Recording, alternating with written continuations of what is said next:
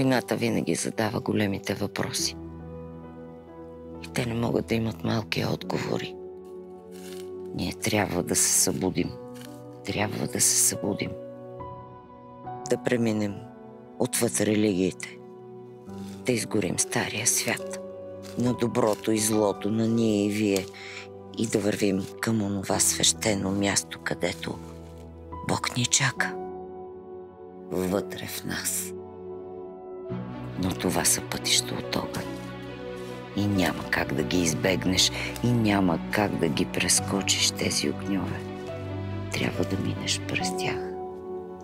Трябва да минеш през тях.